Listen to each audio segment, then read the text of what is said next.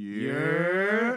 Ladies and gentlemen, niggas and crackers, guys, gals, and non-binary pals, hot girls and city boys, saints and ain'ts, and all our Harlem family, welcome to your very own podcast.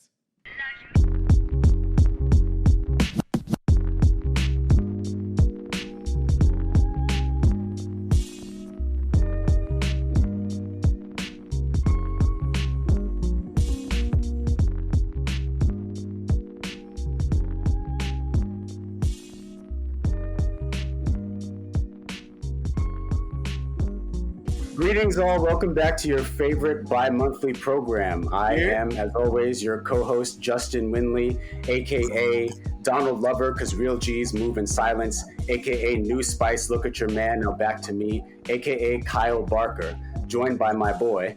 Yo, what's up, man? It's Jude, aka Poppy Eggplant Parmesan, aka Big Boy Berry Almond, aka Boy Blue, aka Melanie McLovin. What's up? These are just, you're just getting better. I'm plateauing, and yours are evolving. We have three great guests with us today, and we're going to start with Selena. So hi, my name is Selena Hinojosa, aka Miss H, aka Señorita Sonriente. And next up we have Jazzy.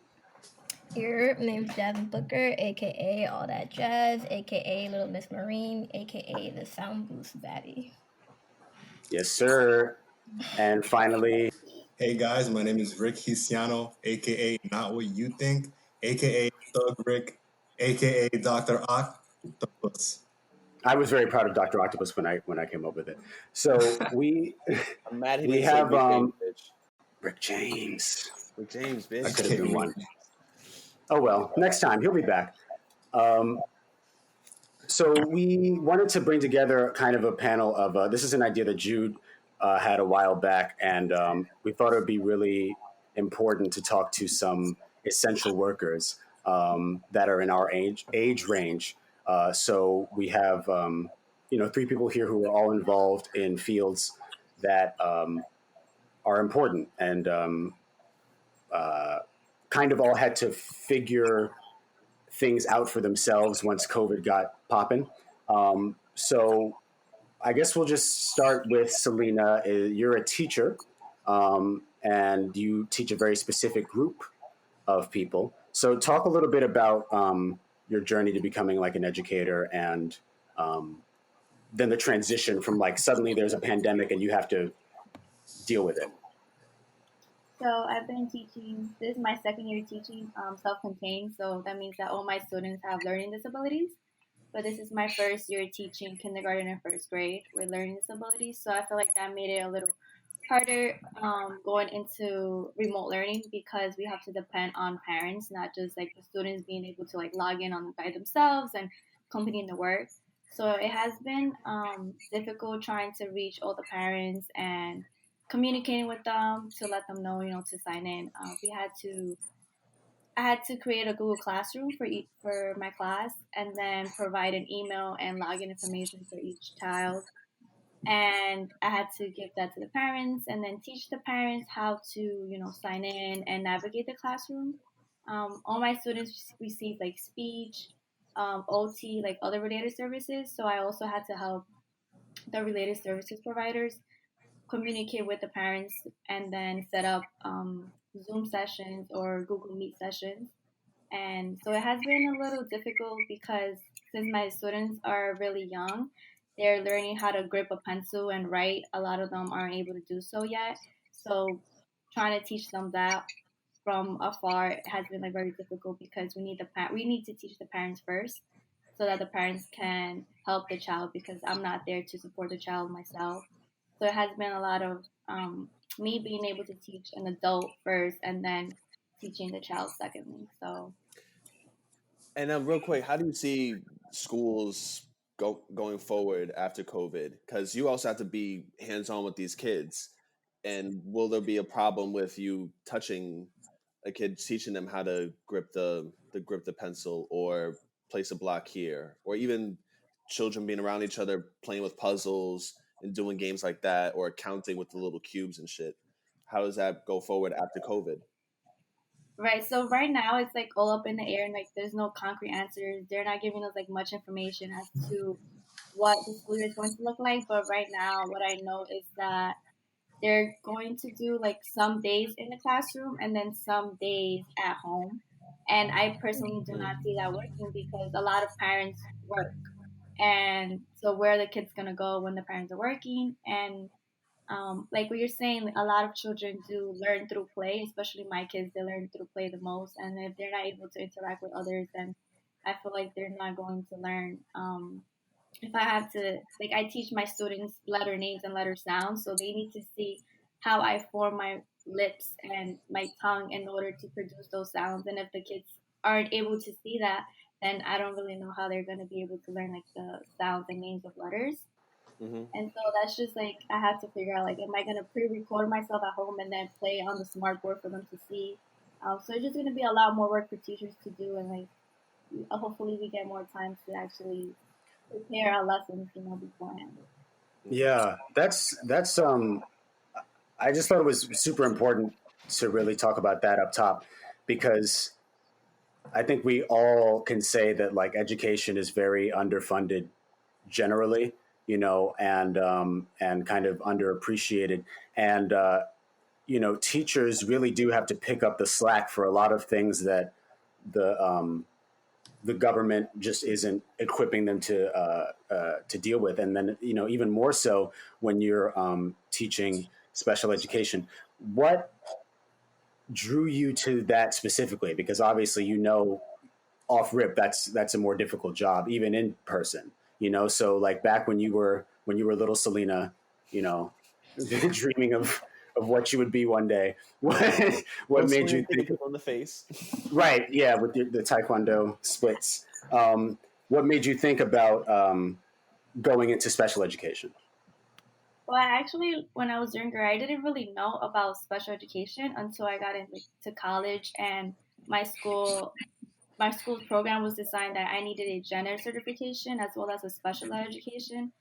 And it wasn't until I went to student teaching where I was exposed to like students with learning disabilities, and I found them to be like the most genuine, like most loving kids. And I don't know, I feel like I always like a challenge, and like although like general education students like do bring a challenge, every child, like although it could be like 10 students with autism, they're all different, so you have to approach each child differently because they all have different learning styles and preferences. And I just fell in love with students with learning disabilities, and so I just that was my first job, students with learning disabilities. So And I had to say real quick, you were always an excellent teacher. I remember you from when you were young, teaching me when I was 12, or just assisting me in martial arts class.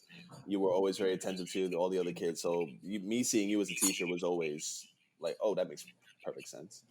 yeah, I mean, when I used to staff, I used to teach the students their forms mostly, and so that's when I noticed that I had the patience to really get across. Hmm. So from there, I just went on that path where I want to work with kids. Word. And Jasmine, your older sister, for just a little context for listeners, Jasmine and I also go back to diapers. We've known each other since For forever. since birth. Yeah, so our families are very tight. Like Kiara from 2 episodes ago, we grew up in church together. And your older sister, Jasmine Joy, also deals with special education or youth with learning disabilities. Um, do you how much of her experiences has she relayed to you in terms of like carrying on to um, what you would call it, remote learning? Yeah, I definitely she's been a teacher for a while of like younger kids. But she started with special education children probably about maybe 8 months ago. And so she does like one-to-one teaching with middle school age. So I know that's been difficult for her because some of the parents are like not they're not turning in work, or like some of the parents just don't answer their phone at all for like weeks at a time. So I know that's been like kind of frustrating because sometimes you really just can't even contact them, and to not have that in person connection that is really important with students like that has been difficult for her. I know. Word. It's definitely an admirable job. We're going to circle back, but picking up with you, Jasmine. So you just got your bachelor's in psychology, and you're also Right. studying to be an emergency medical technician. Is that what EMT stands for? Yes, sir. Okay, good. Because I can't read, so I'm glad that you confirmed that for me. But yeah, so talk a bit about your selection of psychology specifically, and how you see that intersecting with EMT work, if you will. Yeah, yeah. So I was originally gonna major in biology. That's right. The goal was, yeah, I was gonna do, go straight pre-med. Um, the more I got into it, when I went to purchase, I took some bio classes, took like psych and Solish, kind of getting all my gen eds out the way. And then I found when I was taking the psych class that I actually started to like it better than bio. And Mm. just because of like I'm really super obsessed with science, obviously, but I realized that I liked more of science of the mind specifically, um, and I think that mind health is really important when trying to get your like body healthier. I feel like it has to start in the mind first. So I got really interested in that. Like started talking about like classical conditioning and things like that in school, and I was like, oh shoot, it's kind of like you can almost program humans, and I thought that was really cool. So that's what like got me interested in it. So just going straight in that. I also worked in the daycare at school for 2 years. So that was also I got to do like hands-on like learning early education with kids and dealing with psych with them. And so being an EMT, that's something that I always wanted to do. I was on the EMS team at school for I Mhm. think sophomore year. And so I just finally had the time now to take the actual class, like the course to get the certification. And I think it's super important having my background in psych because I just feel like the number one like thing that you have to have like when being an EMT is like compassion and understanding Mhm. of people and understanding that this is by like probably the worst day of their life. Like when you're picking them up, it might be a regular like day or call for you, but this is probably this person's worst day ever. So being able to relate to a person and step into their shoes and like get into their their psyche, because if you can get them mentally stable, then maybe like their body will follow suit. So yeah. Yeah, that's really, I've never thought of it that way. You could imagine that probably a lot of physicians could benefit from some mental health training, or For sure. and knowledge and application, because and that's part of what we talked about in our last episode, Jude, is Mhm. really when you're dealing with wellness, it is the whole body. You can't Yeah. really just try to attack one, or tackle one aspect of yourself, Mhm. um, and call yourself fit, because there's You can't just build a everything car is with just tires. Like, exactly everything is interconnected. Mm. And speaking of that, Rick, you are a psychologist now as well. You also have your bachelor's from Hunter, and there was something in the rap sheet, so to speak, that you sent me that said mental health first aid is one of your qualifications. I didn't know that was a term. So if you wouldn't mind educating me about what that is, and also just like where you're at right now, like Jasmine, what led you to psychology, and how you see it fitting with all the other things you're interested in. All right. So pretty much mental health first aid is a certification, very similar to regular first aid and CPR, where if someone's undergoing like a mental health crisis or like panic attack or anything of that sort, where you're going to come in, be the first line of defense and help that person through that condition or that crisis. mm. Mm. And it's pretty much like giving CPR, but for like for your mental health, Hmm. that first line of defense before 911 comes in and helps out with the rest of the situation. So that's just a certification, gives people the baseline training to help people in those circumstances. Why Gotcha. isn't that more of a general thing that we should all get? Like in a workplace thing, like when you're at work you had to do a sexual harassment workshop or any other workshop? Why isn't that more Racial bias awareness, racial stuff bias? like Yeah, that. shit like that. Why isn't that in those workforces? Because I think we all can benefit from that, and we should all be equipped with those tools if we see some wild shit on the street. Because we're in the hood. Justin and I from Harlem. I'm in the Bronx right now, my girl crib. Like niggas is Yeah, wilding man, on the block. Yeah. that's a great question. And honestly, I wish I had a better answer for you, besides the fact that mental health right now is still coming up, right? Because it's just becoming more popular in the last, 10, 15, 20 years, maybe. So it's going to take a lot more for people in power, the old white people in power, to really recognize mental health as an actual legit thing that people need to be certified in. Or we just Crisis, wait for them to die off. And it gets into like a whole educational thing, but it needs to be recognized. It needs to become more aware for everyone, and it's going to take time before it gets there. What got you interested in the field? In psychology, Yeah. so as Justin mentioned, I'm a first year medical student, well, a rising second year medical student, right? And very similar to Jazz, I love like human behavior, the human mind, and how people think and how people behave. And that's really where I started off in college, becoming like getting a psych degree. And after I took my first chem course in college, my first semester of undergrad, is when I realized I love science. I love not just the mind, but the body and how it works, and actually what happens, at the chemical level, biochemical level, and how that relates to human behavior. And it was one of those things that was really very difficult, but it also challenged me at a higher level. Like it made me study a lot harder, made me think a lot more critically, and that's pretty much what led me down this path. And as I learned more about psychiatry, which is really what I want to go for, the medicine of the mind and the body, and how that interplays within psychology, that's really what led me towards being a physician and where I am today. And you have a focus on when it comes to fitness, because that was kind of my introduction to you, and obviously Jude and I know Rick through martial arts training as well. So we met you in that physical fitness context, and your specialty, as I understand it, is with senior citizens.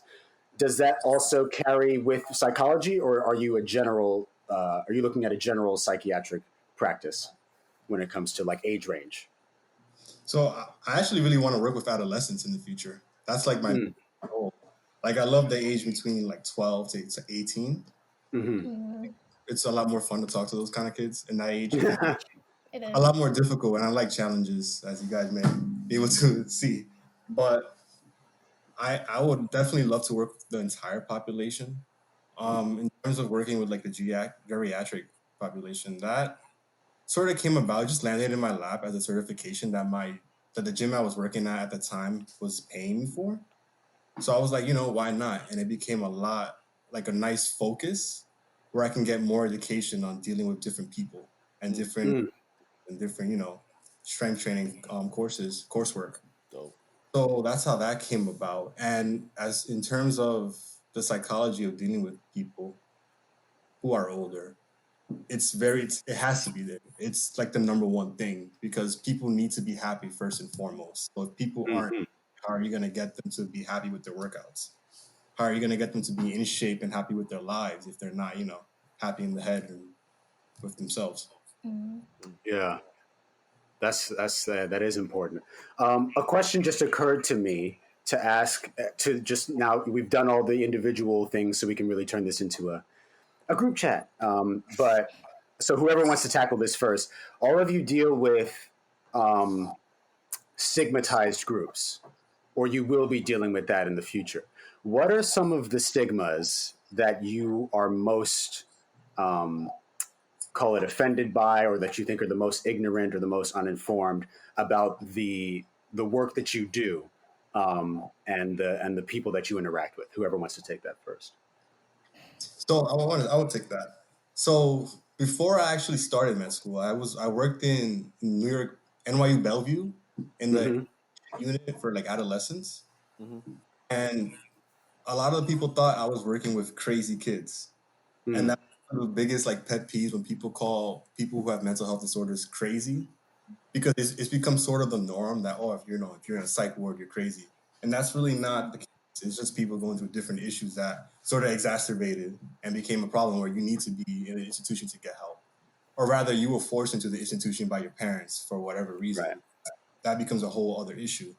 So that's like one of my biggest pet peeves and stigmas, is where people think it's just crazy people that need it. And then an example of that where that's not the case is like with therapy. Mhm. Everybody can get therapy. It's not just for those who are crazy, you know? Yeah. And crazy is sort of a reductive word too, right? Because it doesn't even really mean anything medically per se. You know, people could say like you're crazy because like, you know, it's just like it's a reaction. You know, it doesn't even actually have a basis. So you know, it's definitely an umbrella term that is that doesn't really help meaningful conversations. So yeah, I definitely get that, and especially when it comes to adolescence too. That's such a formative time. So like I think, and maybe you know, Selena, you deal with this too. That whole notion of a problem child or anything like that. Like, is there truth to that? Are there youth who are predisposed to being, you know, difficult? Well, I had a lot of behavioral students in my classroom this year, and they're only 5 and 6 years old, and so I've never experienced children who are like really like when they get upset, they throw tantrums, they could flip tables and chairs, and you know they're stronger than I am when they're upset, and so but it all comes from somewhere, right? And Mm-hmm. it's just really being able to communicate with the child and be like, okay, but what's causing this? You know, it's not just like, oh, he reacts this way or she reacts this way. It's trying to see, okay, but what makes the child, what triggers the child, and just really being able to communicate with the child and see, you know, what are you going through and how do you feel? Because it comes from, you know, what they're dealing with at home or what they're seeing at home, and so it's really being able to sit with the child and provide the child the time to really listen to them and understand them and let them know that you know they're not alone and that even though I'm not their mom, that you know, because a lot of times when I speak to the children, they don't really care for what I say because I'm not their parent, and so it's Mm-hmm. really also speaking to the parents and telling the parents, you know, what you say really means a lot to your children. They really listen because you know, they come back to school and they say, "Oh, mom, but my mom doesn't care. My mom thinks I'm dumb or whatever," and I'm like, "But you're not." And so it's also educating the parents to like to say like your words, you know, you have to choose them carefully because your child like takes in those words, and if you call your child dumb and stupid, then they're gonna think they're dumb and stupid and come to school like I don't need to learn, you know. And so it's like, no, you can learn and you're smart and you don't have to, you know, just not I love my train of thought, but like it's just No, really it's okay. choosing the words wisely with kids. Yeah. So would you loop that then into, because I didn't mean to steamroll the question I asked earlier, would you loop that into one of your pet peeves or the stigmas that you dislike is just that sort of um, people, whether it be the students' own families or obviously strangers, reducing their intelligence and their value like that? Yeah, for sure. And also like just saying that, you know, my like students with learning disabilities, they can't learn. A lot of people think like, you know, these kids can't learn. And it's just like Mm-hmm. they can't learn, but it just takes you have to break things down for them a lot more, but you know they can learn. Yeah. Hmm. Okay. Jazz? No, I agree with the last two things that were said. Definitely, like She one of hit the y'all with last. that. Wait. You hit that when you in college and you start to doze off and you're like, oh yeah, word. To expound Nigga. on what I said. No. To piggyback. Right. No, but for real, like one of the last courses that I took this semester was developmental psychopathology, and so that Mm, talks about like kids that develop disorders or some kind of mental disorder such as like OCD, or you know kids that have autism. Obviously, it's not like you know you're born with that, but um, like it discusses the origins of where things come from, like especially kids with OCD. A lot of it is triggered by a specific like event or a mm, series of events, which change their like actual molecular like nature, and with a cope like with a stressful life event, and together that made them form some kind of like mental disorder. And so I think That's what interesting.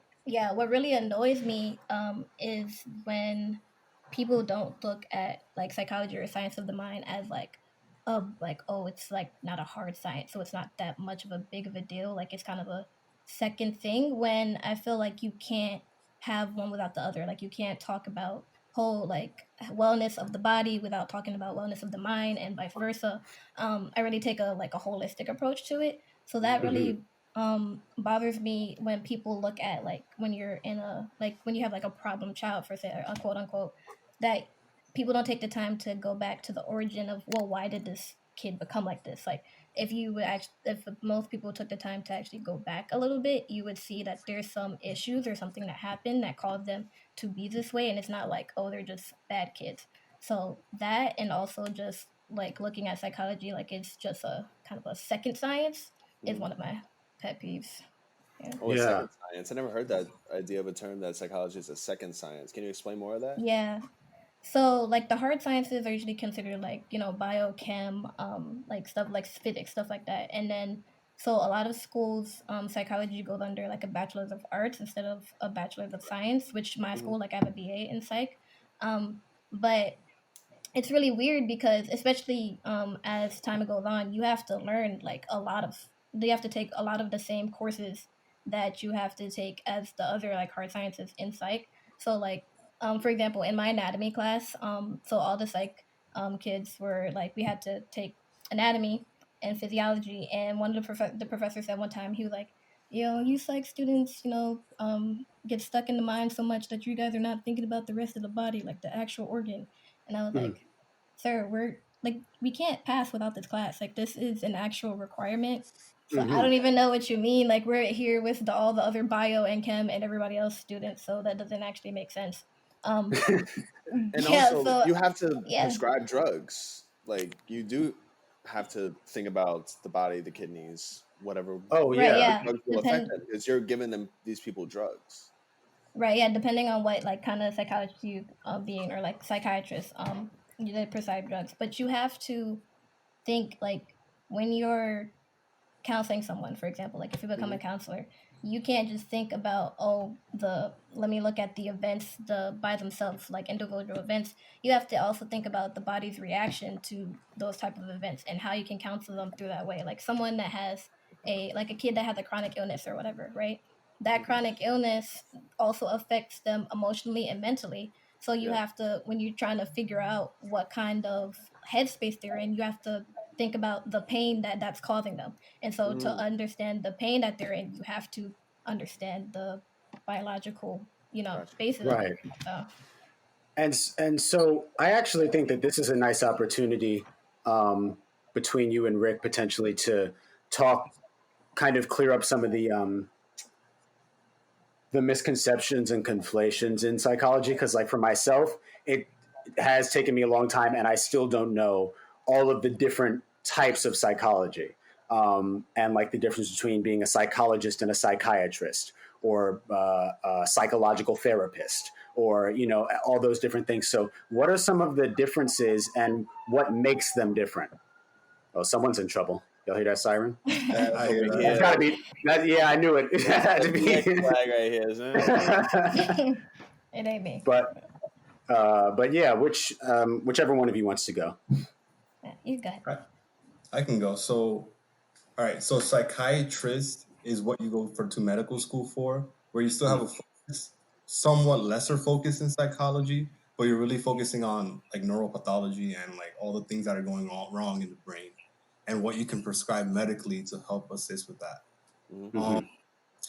When you go deeper, I'm not there yet, but when you get deeper into the specialization of training for for psychiatry, excuse me, then you get a little more focus in like therapeutic measures, but it's not intense as if you just focus specifically on psychology, which is where you can either do like just a bachelor's, a master's, or a PhD in it.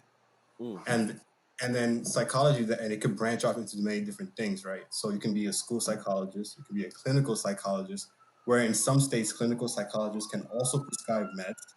I don't think that's the case in New York, but in some states around the country, you can. There's just a lot of different branches. You could just do pure psychological research with a PhD in psychology. Right. So it's going to depend on what your focus is and whether or not you want to be able to prescribe meds on top of like talk therapy, or if you just want to do talk therapy and like mainly focus in research.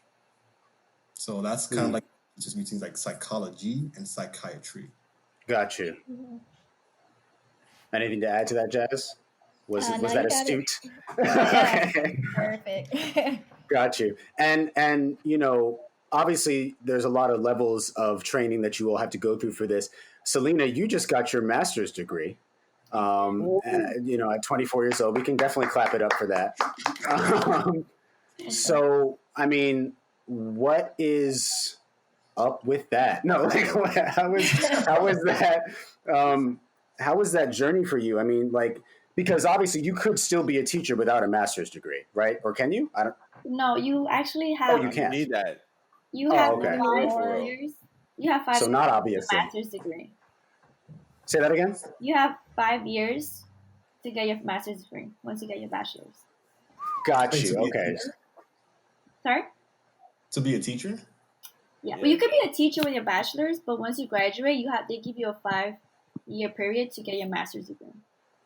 Oh, that's so interesting. Mm-hmm. Okay, and after 5 years, Then then all the teachers I had in high school that didn't have a master's. Like, Your I'm just word? thinking about it. It's interesting. Yeah. Wow. But I think high schools it's different. Like I know public schools that's a rule, but for like Catholic schools or like private schools, it's different. Like those teachers, They'd be like, they don't need certifications to be teachers. Yeah. So it's different. Like for a public school, you need to have the certification to teach. So for example, I have 6 certifications that I can teach in public schools. Like I could teach bilingual or like kids from kindergarten up to 6th grade. You need a certification to teach all the different grades. do you think you'll ever move up in age, or are you good where you're at? I eventually want to teach high school students Spanish. But I also want to teach a college course, maybe in education. But in 2 years, I want to get tenured before I branch out and start exploring. You want that 10 Yeah. Yeah, I can't get rid of me. That's how I always understood tenure in high school, was whenever there was a teacher we didn't like, we were trying to figure out whether or not we could get them fired. They were always tenured. All of them were tenured. I don't understand. Yeah. But I'm interested because I'll speak personally. I've thought about in the later stages of my career potentially becoming a professor of some sort at a university. But when you're an adjunct, thank you. When you're an adjunct, you don't need how much certification do you need to just walk into a college, lecture hall and be like acting 101 or whatever it is? I think you need your master's degree. I don't think you need an education degree. I just think you need to have a master's degree in the subject that you want to teach. I believe. I'm not 100% sure. I still have to do my research. That would make think sense. So. Yeah.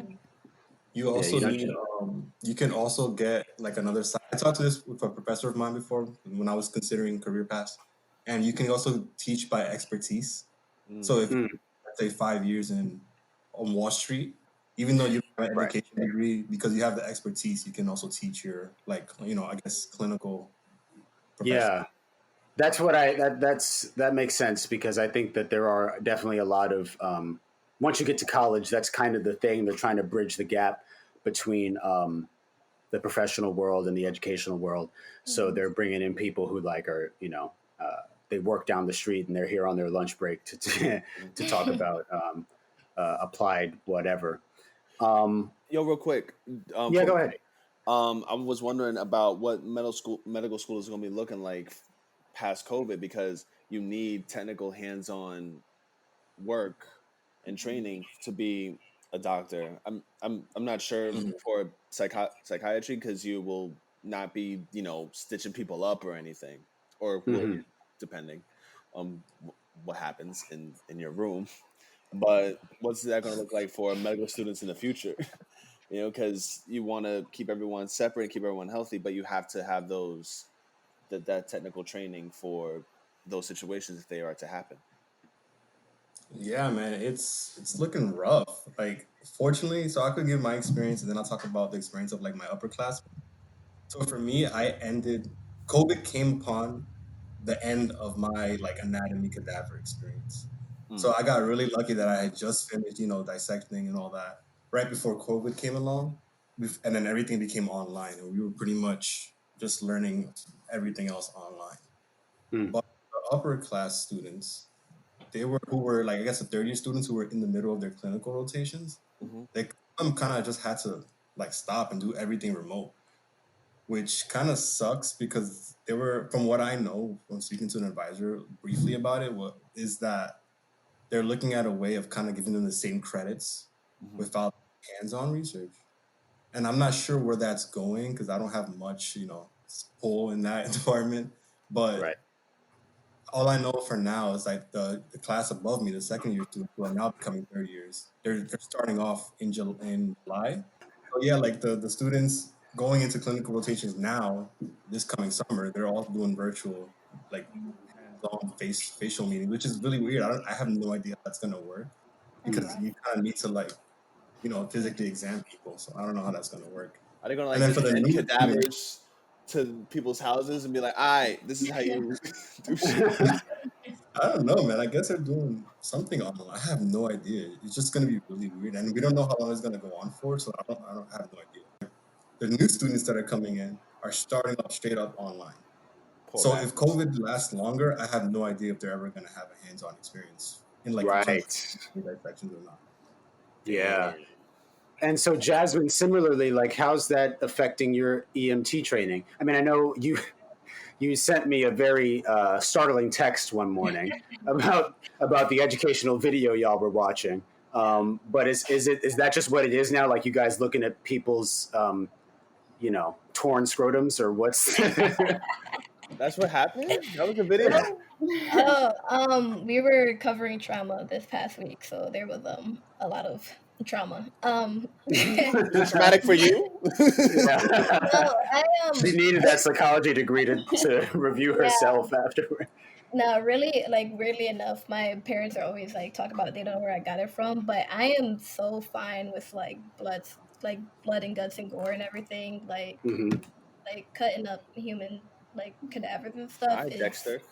my like that's like my sanctuary. No, but wait, what was the question?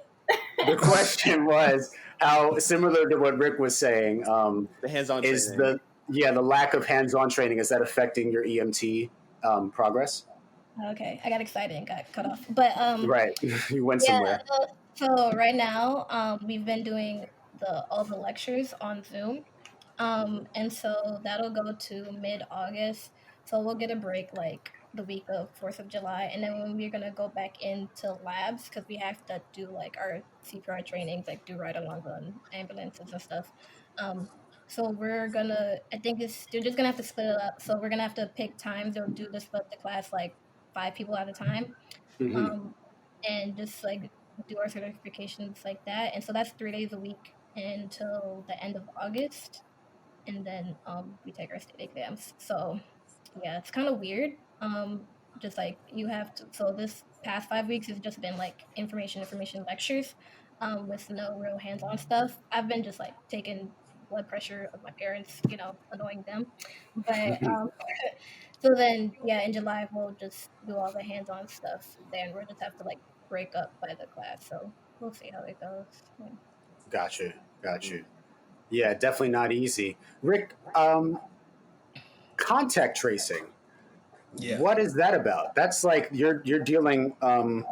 If I understand it correctly, you're hands on in a sense with COVID, right? Or you're tracing it directly. Yes and no. So contact tracing is pretty much identifying who has like COVID and then trying to see who they've been in touch with ever within that time period that they had COVID. So it's all remote now because, our school wants us to be safe and hospitals want students, whoever is volunteering to do this, to be safe. So it's all going to be remote and pretty much either cold calling or just emailing people. I see what you mean. Got you. You getting money for that? What's that looking like? No, man. You see, if I was still in New York, I could probably get a job doing that. But in my area, there's no jobs for it, so I'm doing it as a volunteer. Where are you right now Where are again? you? I'm in Pennsylvania. Oh, okay. Why? Why aren't you home? I thought you were in the hood. What's up? Dude, I go to school here. I have my own place. It's nice. Oh, what? Big baller. I see you. I I thought you booked it back to the BX. Nah, man. I come back and forth though between New York and here. Got you. For further sort of like anecdotal context, as much of you can share as much as you actually know about this, Rick. But Angie, our friend and your lady, works in a hospital. Actually, have you heard any firsthand accounts from her about like the environment in hospitals right now? Yeah. So she's pretty much just started on like a clinical research on COVID patients where she's dealing with them hands on, and it's just it's crazy. It's New York. It's the ER. So she's just going in and out of trying to meet people. Wait, she's in Mount Sinai? Yeah. Oh shit. It's a nice gig. Oh, it's not nice. So she's doing that, and Yeah, probably right. in terms of how it's been in the ER, I'm not sure if she hasn't spoken on that, but I'm sure it's just like any other ER. If you remember going, kind of sucks. Oh my God. And I mean, even because Angie was another guest that we wanted to get on this show, but the fact that she couldn't make it is a testament to how crazy things are right now. So, Jude, was there anything you were about to? I didn't know if you were about to say something. No, I was just about to come out about Mount Sinai's atrocious ER. Because, my mother was in the ER several times, while she was sick. At Mount Sinai while she was sick. And it's so tiny and the beds are so close together. And during COVID, that's scary. They're barely even 6 feet apart. And it's packed, and those doctors and nurses are overworked and have too many patients on their schedule. It's a really packed out place. And then when you go into the rest of the hospital, it's just this big ass like grand hall or some shit. It looks like some wild movie theater shit. And it was just really disappointing to see. And my aunt, who works at Sloan Kettering, is just like, the fuck is this? Like, it's like you're walking through a high school gymnasium. She had no problem with the actual physicians in Mount Sinai, but the establishment of Mount Sinai itself has always been a little seedy. My mom also did grants and research at Beth Israel Medical Center. Mount Sinai took them over, and there's just a bunch of weird beef within Mount Sinai because it's a really wild place. From what I heard from my mother when she was working there, when she was a patient there, and my aunt being a hospitalist, just viewing her colleagues and how overworked they are in the ER. Yeah, I hear that. Starting with Selena on this one, challenges, right, along the road to where you are and in the place that you are right now, even before COVID. Was there any point, Selena, where you were kind of, you came face to face with like something really, I know you said you like a challenge, but like you came face to face with something really difficult, almost insurmountable, and you felt like maybe I'm going to switch careers or maybe I can't do this the way I thought I could. What was that like if it happened? And how did you overcome that? So since I'm teaching kindergarten and first grade, they're so tiny and, they want to get up all the time. Like that's just naturally what they want to do. And so my kids, for the first like 3 months, I felt like I wanted to quit like every day because I couldn't get them to focus at all for more than 2 seconds. But that was just one child, and I had 12 kids, and so I had one child's focus for 2 seconds, and then 5 of them were like not focused. So it was just trying to get them to all focus at the same time for at least 2 minutes to just listen to me, teach one thing. And so it was a struggle just trying to get them to sit and to look at me and focus, because a lot of them, they don't give me eye contact. They struggle with eye contact, and so I have to constantly refocus them to look at me, and so it was just really hard to just even get them to sit in a meeting area and to focus or have a conversation with me. And so what I had to do, luckily I have a teacher assistant in my classroom. And so we had to split up the class into 2 groups and work like that, work in small groups. At a time, I was teaching math with like a student at a time. So I had students like working with like hands-on activities while I was teaching the lesson to one student. And although it took much longer, at least I was able to work with them for 20 minutes and then get them to, add. And so I did rotations. So I would be like 20 minutes with one student, and then it was like next, and then next, and then next. So how many kids are in a class? Well, in my self-contained class, I could have up to 12 students. Okay. Shit. Yeah, which probably feels like a lot. It does. Was there anything in your own formative education, going back to elementary school and stuff? Do you think there was anything like that informed you how you, like now looking back, that informed how you teach? Either because you had a teacher that was so terrible, you were like, I'm never going to do anything that they do, or because there was someone that was really inspiring to you that you kind of pulled from? Well, I had this first grade teacher that I still keep in contact with. I actually didn't like school when I was younger until I went into first grade, and she did. and she was really tough with me, and she was like, no, like, because I used to say like my stomach used to hurt all the time, so I wouldn't go to school. And so then she overheard a conversation I was having with my mom, and she was like, Selena, no, you're fine. Like, just go into the classroom. And First of all, I know Alejandro wasn't having that anyway.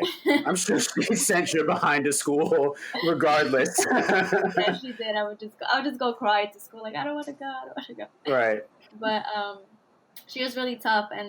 But I just saw how, like, she formed relationships with the students and the families. Like, it was just like a small little community between, like, all of us. And I was in bilingual classes when I was younger, and so she was my first grade like bilingual teacher, and so I learned a lot from her. And she actually inspired me like to want to be a teacher too, and so I try to take a lot from what I learned just sitting in her classroom and apply it into my teaching. That's beautiful. Rick, you had any obstacles along the way to your, or have you had or do you perceive any on the road to your career? Every day, man. Every day.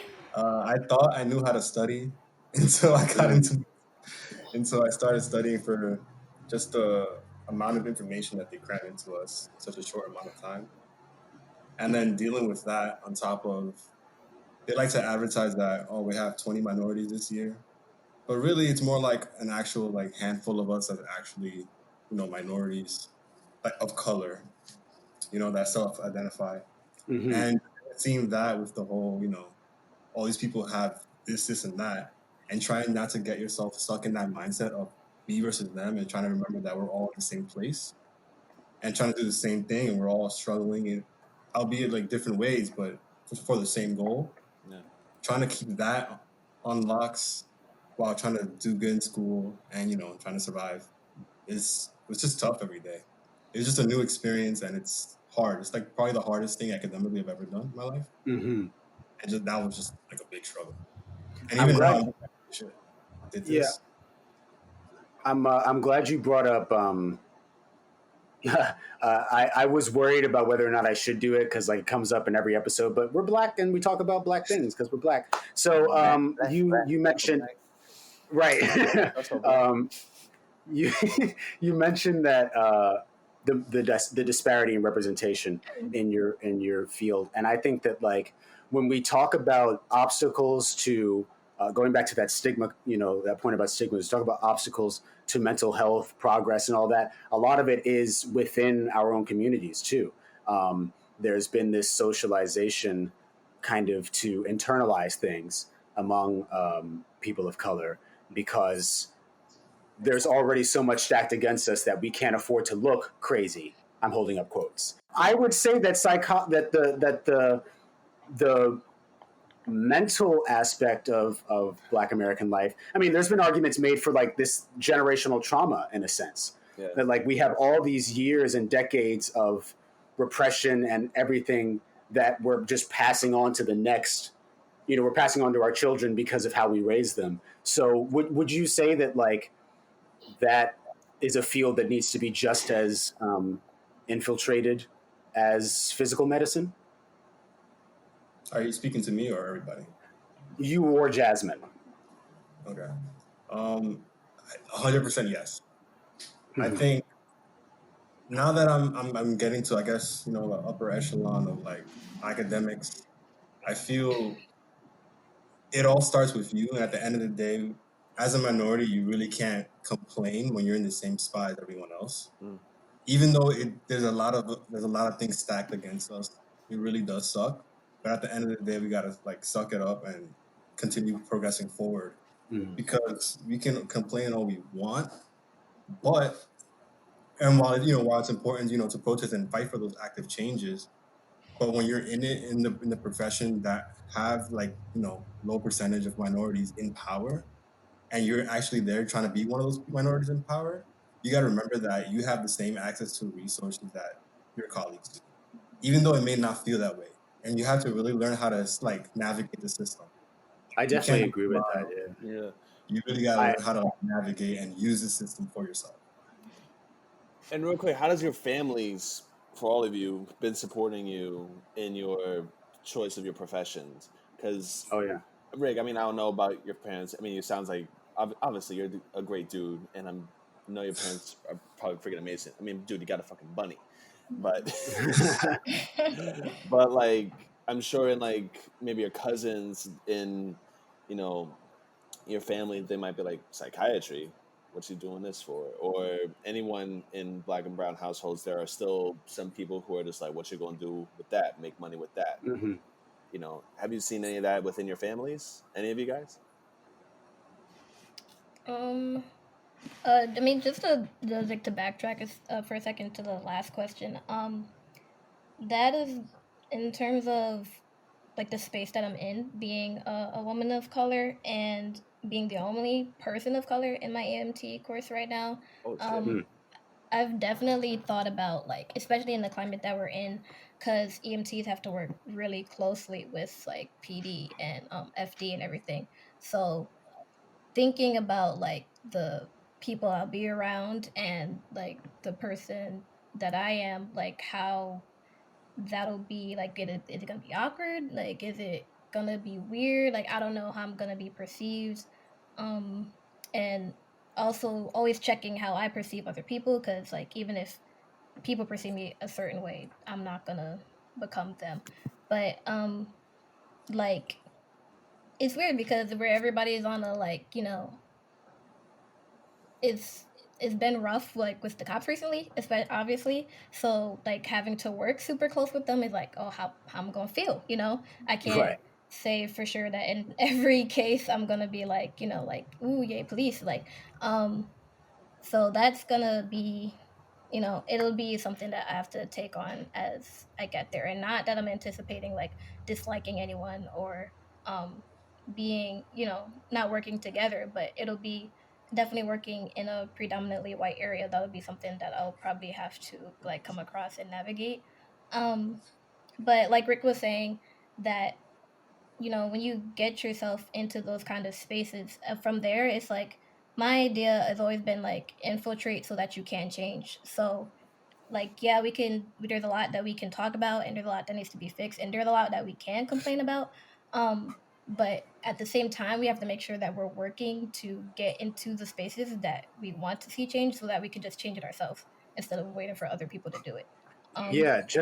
Before I let you answer Jude's question, Jazz, I think that's really important. I always think about, I encounter that all the time in school. I'm still in school. I have about 3 more semesters.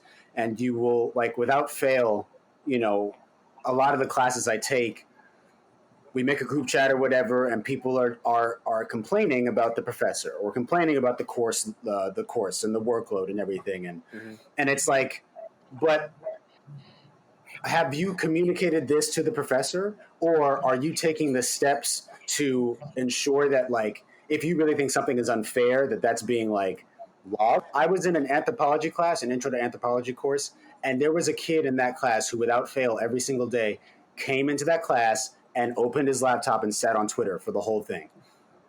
The class meets twice a week. And then you want to turn around and be like, the class is hard. I don't understand why. It's like, dude, well, you have to put in some effort, you know? So Yeah. I definitely think that that is, and it's not, you know, not to call anybody lazy or anything.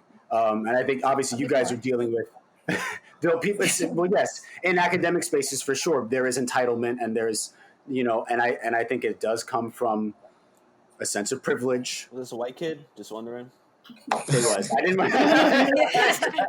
I was trying to leave it a privilege, but yeah, no. This Pace University is the third college I've been at, right? So at this point, I'm like, let me just do what I have to do. It got to a point where I was like, if I'm here, and the college in general is a place where it's like, if you get to choose what classes you take and what you study, there's no real reason you should be failing, For real. right? And like there are some things that you have to take that are requirements. Mhm. You know, I had to muscle through this last math course. I got a C, and I'm done. I don't have to look at a number ever again. That felt good, right? Right, it felt amazing. But I'm here. I'm at this predominantly white institution. Mm. It's astronomically priced. You know, I literally cannot afford to not get the most out of this experience. You know, and I think like that is probably a mindset that is very endemic to people of color. That it's like that's one thing that I think is instilled in us. You know, that whole twice as good for half as much thing. Yeah. That we just have to go after everything because it's not going to be given to us. So it is very, very annoying. I definitely empathize with you guys to be in spaces, especially with people who, like Rick, if you're at the office and you hear people complaining and they're not even of color and they're talking about like, oh, this place sucks and like I can't do this and that and the third, and it's like, you know, I can imagine that there's a lot of annoyance that builds up, and especially when then you go back to education, when you're, you know, because Selena, where is your school actually located? Is it in East Harlem too? In the Bronx. I work in the Bronx. It's in the Bronx. So then even further, it's like you have to deal with a lot of compounded issues, and you know you can't. It's just it's disingenuous to like get into spaces like these, and then you know, and we're all human. We're all going to feel like we're all going to have our good days and bad days, but it's disingenuous, I think, to act like you don't have the ability to affect some sort of change. So yeah, sorry, that was a rant I went on. Not Jasmine, how's your family been with this whole process? My family's always been like very supportive of what I choose to do, which is definitely a blessing because I know not everybody has that kind of support system. I've always appreciated about my parents is that they have always like pushed me super hard, which is one of the big reasons why I think I'm able to accomplish as much as I have. But also like they've allowed me my space to just like feel, and like sometimes I'm much harder on myself than anybody else is. I am my biggest critic, like most definitely. So you know that's something I got to work on. But they've been supportive, and definitely, you know, I know some of, you know, my family is like, you know, I got your psychology degree, so like, you know, what are you gonna do with it, kind of thing. And you know, I'm trying to figure that out, like, you know, probably gonna go and get like my doctorates, get like a PsyD, which is like a master's and a doctorates. But yeah, so I've had mainly support, I would have to say, yeah. Lovely. Got you. Selena? Well, my mom, I mean, you know, guys know my mom. She's 100% like supportive, and she's been there since I was little, and she's like, education is important, and so she has instilled that in me, and so I didn't complain when I was in school. I just knew I had to do well in my classes and do my work, and so that's what I did. I went to my classes and I did my work, and so here I am. Period. Yeah. You have such a it is what it is attitude. I really appreciate that. Like, I think that's something that you probably start to develop. Working in fields that require so much patience, you don't have time to be like, "Woe is me," especially when it's not about you. And it's like, as difficult a time as I'm having teaching these kids, their parents are having a more difficult time, or the kids themselves are probably it's not like they don't know, that they have a learning disability. Whether or not they can articulate it at that age is, another story. But they are constantly probably being compared to other people. And you also look at, especially going back to the conversation of stigmas in psychology, you have to look at, media, right? Always media plays a role in everything, and what you see is what you learn. And project. yeah, I mean, like, since the beginning of film, for example, I'm a film major, for those of y'all who don't know. Obviously, mental illness, or like psychopathy, sociopathy, all these things have been heavily vilified in media. And obviously, you have like real life cases. It's not like, Ted Bundy was a misunderstood, whatever, or I think it was Ed Gein, crazy. like, right, these people are he's crazy. No, but these people obviously are maladjusted human beings, and that's to do with both nature and nurture, most likely. But not everybody who's like, I have a very dear friend of mine who has diagnosed borderline personality disorder. And that's a thing that, like, you see that in movies or TV shows. It's like, oh, like, she's like manipulative. It's split, exactly. Like, she'll switch on a dime, like it's crazy. She's not like that.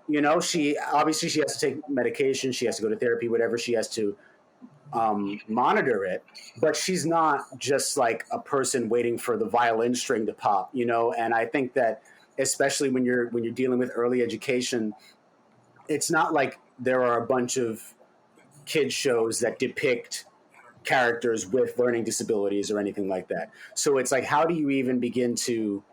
That's a super tough conversation, I think, to have.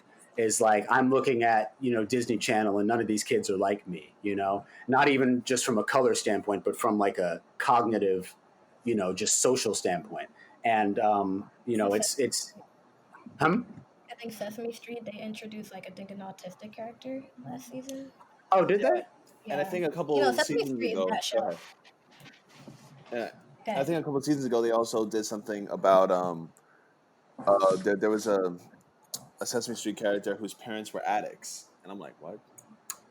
It was really? wild. Like, oh man, Wow. It was really. It was really Sesame Street has always been kind of doing, like, they push the envelope. They definitely have always been like, yeah, but what about this? So, and they did a town hall about racism, I think a week or two ago, after all the protesting was going on. They got Big Bird and all of them. I didn't watch it. And Elmo has a late show now on HBO. How is that? Did you watch it? So I haven't watched it, no, but I feel like I have to now. I might. Elmo. That's my next. He made an appearance on Stephen Colbert, and I was like, what? So, here we are. This is 2020. Can you imagine explaining that to someone even in like 2016? Bro, in 4 years, Elmo the Muppet, he's going to have his own late show. Why? But like, you put kids to sleep at 7 o'clock. Is that late? Like, right. I feel like Elmo's cussing on that program. That's got to be it, right? Because why else would it be that late? There was one more question I had for the psychologists on the call. Through your kind of just journeys individually as people, and obviously now that you're educated, what are some of I feel like every generation has its common mental illnesses or mental diagnoses, maybe. What would you say are some of the most common that you've encountered, or that you see in our generation between millennials and Gen Z? Because some of us, I think we all fall in that like weird range between like 96 to 99, where no one knows where. So how do you guys see? What do you see as our major challenges as a generation? I think one thing that I noticed is a lot of, I guess, people in our age range and younger, we question a lot and a lot and a lot, which is good, but we fail to kind of listen more question. Yeah. And I feel like a lot of, I guess, like from firsthand experience, like generational, like my parents were immigrants, right? So the kids of my generation are pretty much trying to do better. And we do better by not doing what our parents did. And by not listening, you can't always listen to everything they say because sometimes they just say things, it's passed down by tradition. It's not really always sound evidence, Right. But you still got to take things into account and understand where they're coming from in their perspective, right? But I find that a lot of the times it's very easy to get lost to lose sight of that and to kind of get a little arrogant or more of an ego than you're supposed to. You think you may know more now that you're educated. Yeah. Right. And you sort of become, I guess, you sort of alienate yourself from people. And I feel like that's always detrimental in terms of just generational, like, what's relationships. Yeah, relationships. There you go. And I feel like it's very easy to kind of lose sight of, your family and what's going on and how to actually build your family and build generational wealth versus I did this, I'm better than you. You need to listen to me now. Rick dropping bombs on this episode, bro. He's coming into your home. No, I think that's so important, man. I think that like it's that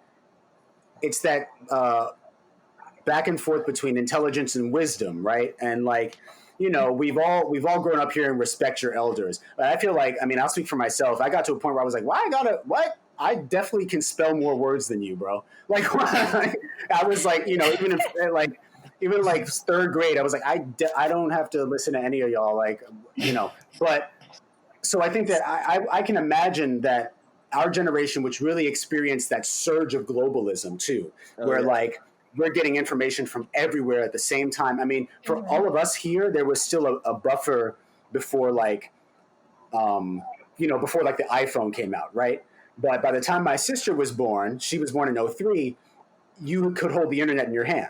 So like, okay, you might be more informed about, let's say, child psychology. Let's say like even me, I'm not a psychologist, but even me who wants to be a father, I might have more understanding of how that works. But does that mean that I've raised a child before? Hell no. No. That doesn't mean that I've raised a 14, 15, 16-year-old girl or whatever. I'm still going to, and luckily I have a good enough relationship with my parents that it doesn't feel wrong to rely on them for that advice or anything like that. So I think that's super well put, Rick, that like education is good, but it doesn't negate experience. Yeah. All the time. Jazz, you want to go next as far as the diagnosis?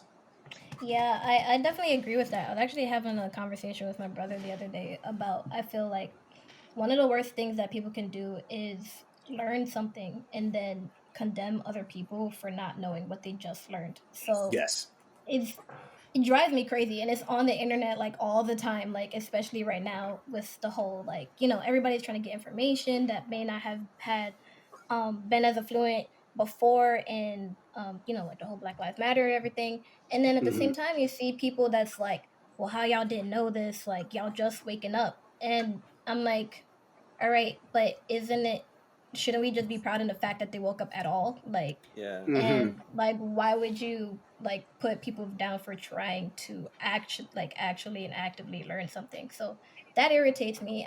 So I think that is definitely something that we need to work on as a generation. And also like my senior project that I had to do to get out of school was talk about the emotional influences of Instagram on like self-esteem and mood. right. And so I've spent like a lot of time just like studying social media and Instagram in the past year and how it affects people's like instant mood and emotions like directly after viewing certain content. And how I think that eventually after constant rumination of seeing those kind of things affects behavior. And so I think there probably not too many years there'll probably be some kind of diagnosis or like disorder that would be categorized as like internet, disorder, something like, you know what I mean, like something Yeah. that the internet's going to affect our minds in just the way that we constantly consume it and the things that we're consuming.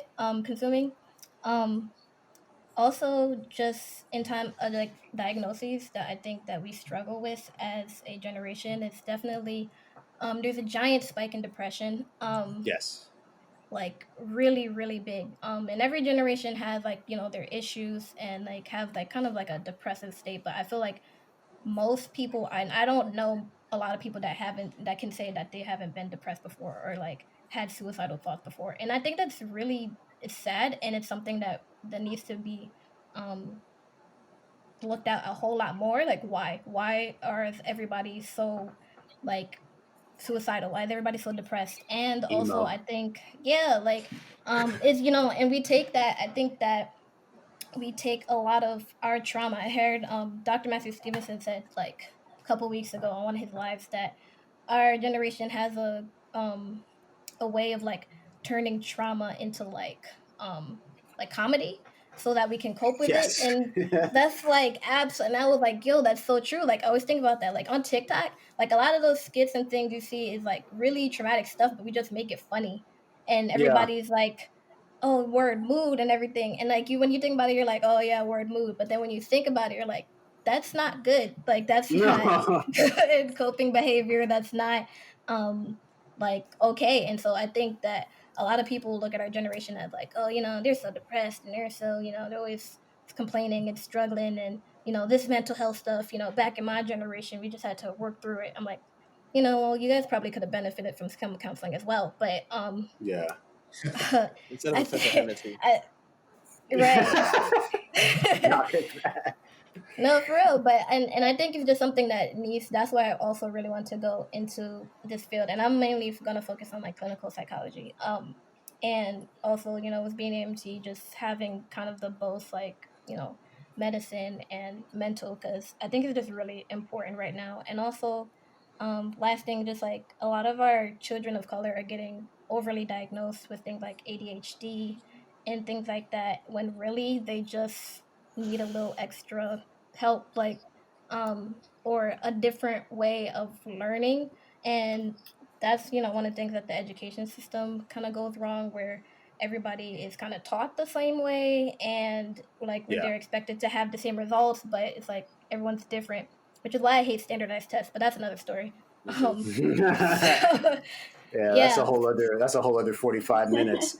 yeah. That's just to pick up on something that you said, Jazz, and then also throw the last part of that to Selena, unless Jude has something to say. But I think that depression is like that spike in depression has a lot to do with our growing awareness of the state of the world. Yeah. Because I remember very early in my childhood, people were talking about global warming. Off rip. That's what we still called it that, not climate Right. change. And I was like, wait, I just got here. The planet's Like melting? first grade. Right. Yeah. Like you're watching Can we Disney talk about it? Channel and they're talking about recycling and shit. Exactly. So we've had that ingrained, this as almost as if there's a doomsday clock hanging over our heads. So there is this innate nihilism, I think, Yeah. that's rampant in our generation. Yo. That's just like, yeah, go ahead. I'm sorry. Because you're the philosophy major. Yeah.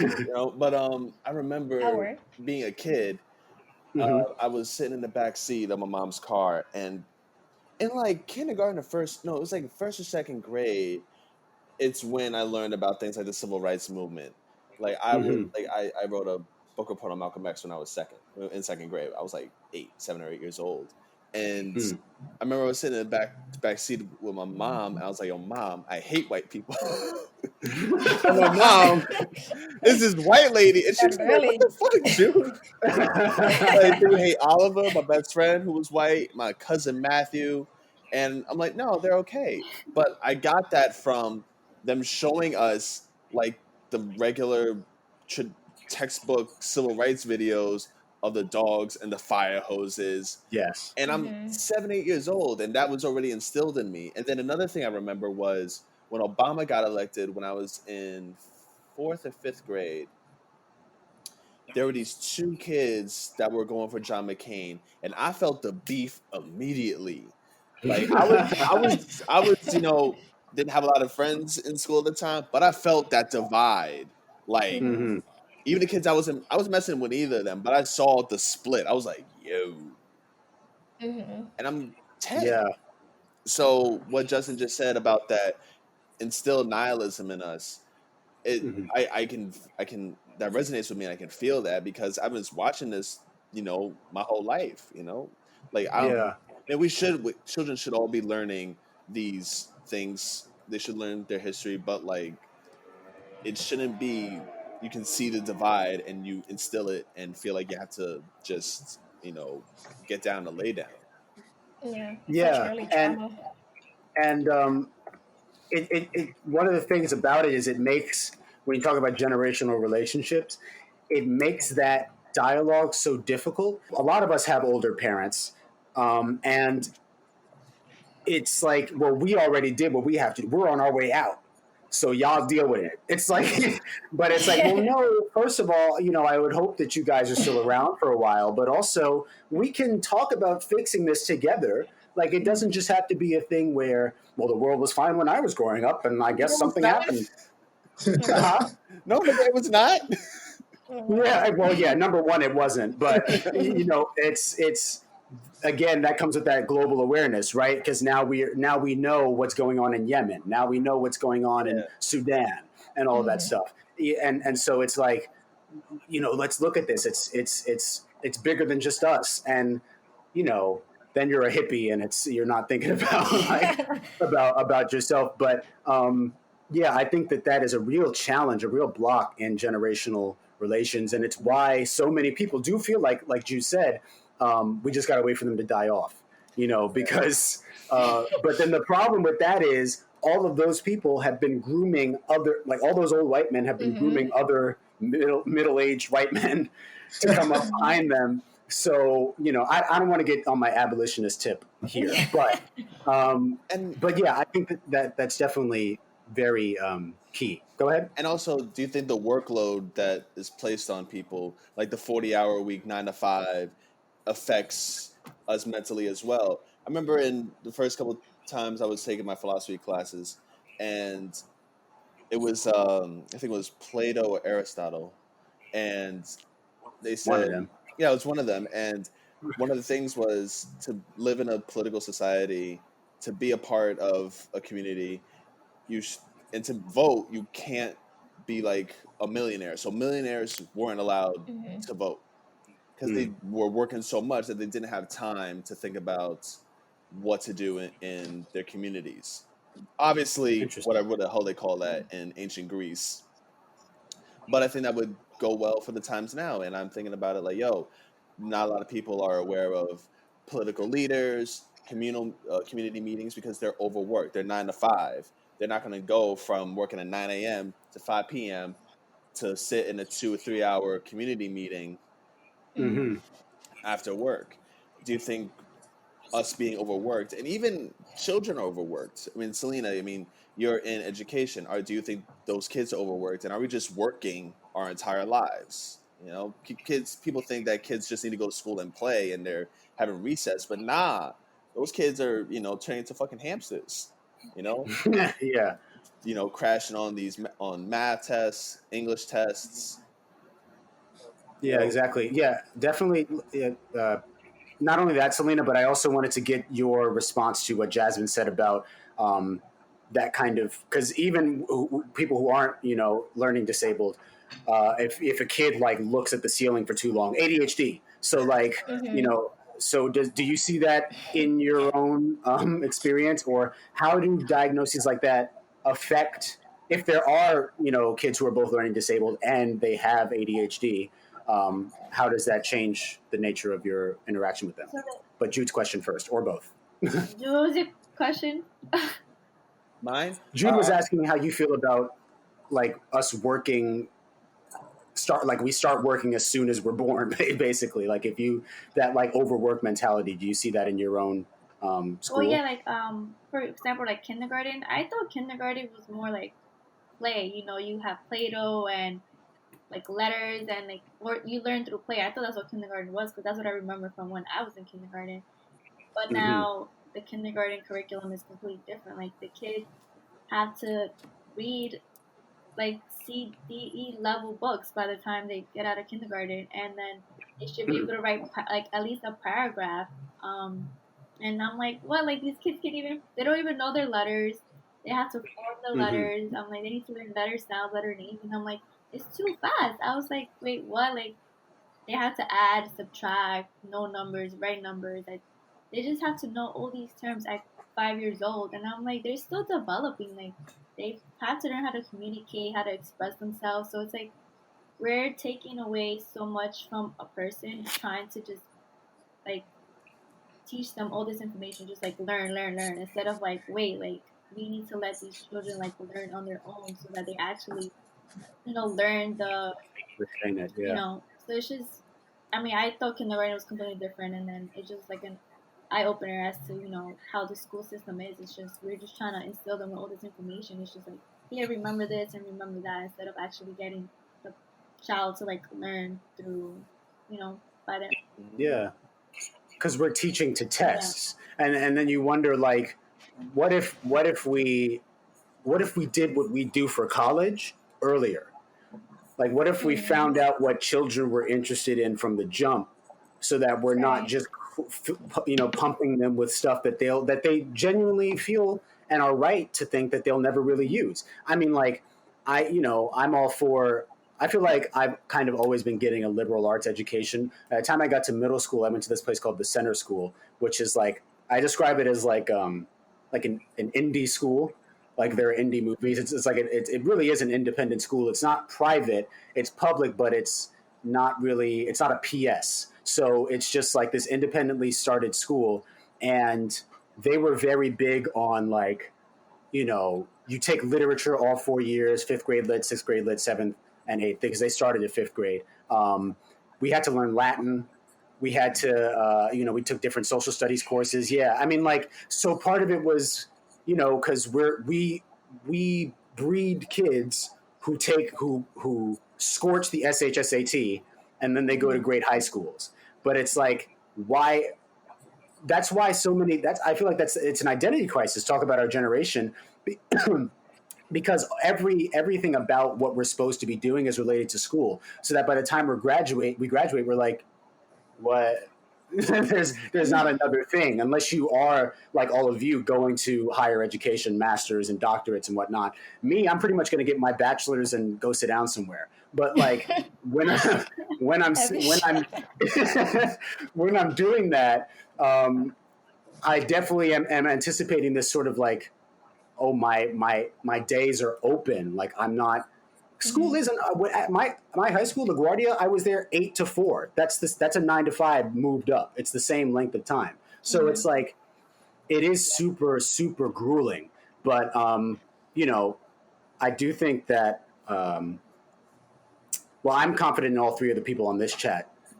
As far as making change in their respective fields, I think you're all good people and intelligent and compassionate. Here on HvO, we always like to end on a positive note. So if you've heard our episodes, we always ask what people's songs of the week have been. Wait, real quick, Justin, can I say something? Oh, please do. Oh, no, like you two can't. key points.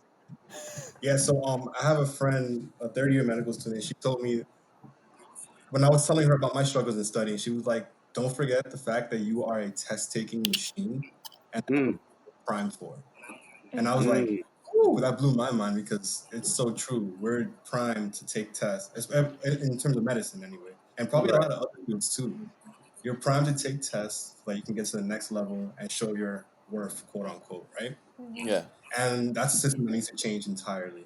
So it's just something to think about that Selena said that made me think about. And the other thing is, in terms of diagnoses, I forgot what Jasmine said, but she reminded me of this. But it's about the differences between like men of color and then women of color in terms of getting access to the resources.